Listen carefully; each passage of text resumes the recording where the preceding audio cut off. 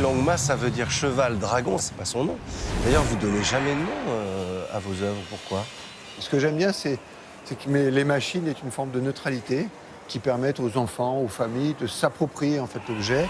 C'est le grand éléphant, mais on peut l'appeler ce qu'on veut si on veut, mais chacun trouve son nom, quoi.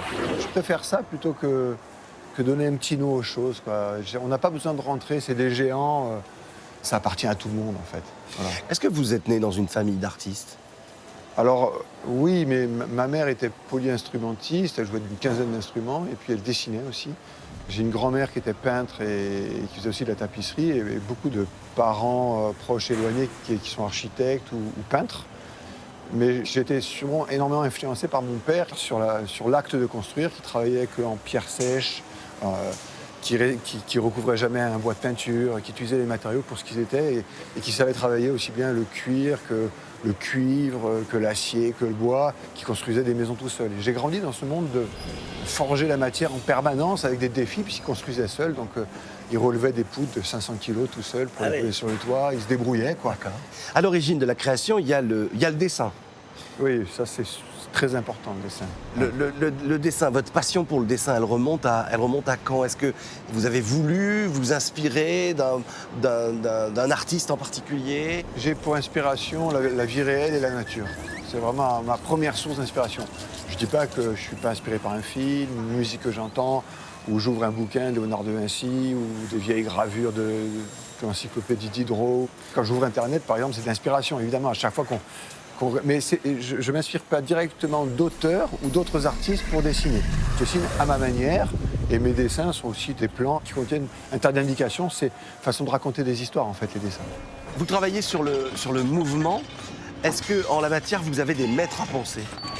Sur la question du mouvement et la question du temps, je dois cette réflexion ou cette sensibilité à Sung Gi Kim, qui est une artiste coréenne, qui s'intéresse vraiment à la notion de temps en utilisant le taoïsme à travers... où l'acte était plus important que le résultat, en fait. Et cette notion de temps, ça m'intéresse énormément, parce que le temps et le mouvement sont extrêmement liés tout le temps. Voilà. Et comme j'utilise le mouvement comme source de vie, source d'expression, comme langage... Qu'est-ce qu'il y a dans votre musée personnel, dans votre panthéon personnel? Des crânes d'animaux, pas mal de bouquins sur le monde animal, le monde végétal.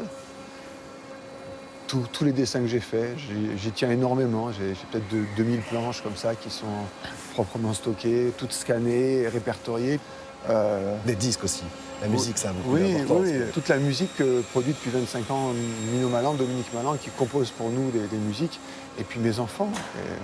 Toute ma famille qui sont là et qui accompagnent mon quotidien et qui me nourrissent énormément chaque jour. Je sais que vous n'aimez pas qu'on vous demande ce que vous êtes réellement, scénographe, chef d'orchestre, artiste. C'est pas que j'aime pas définir ce que je suis, c'est que je pense que tout un chacun est plusieurs choses à la fois et que notre société a tendance à mettre une étiquette sur les gens et les faire travailler dans ce qu'ils savent faire, donc leur donner une activité unique. Ben, finalement, on va s'ennuyer, on va s'endormir, on va s'emmerder. Et la vie et le travail vont devenir complètement dissociés. On va aller travailler, puis après vivre. Moi, je pense que c'est pas ça la vraie vie. Le travail est un acte épanouissant de partage avec les autres, comme la vie en famille. Et ça, c'est le propre de tous les artistes d'ailleurs. On ne fait plus la différence en fait à quelque chose. Mais je crois que philosophiquement, ça change complètement le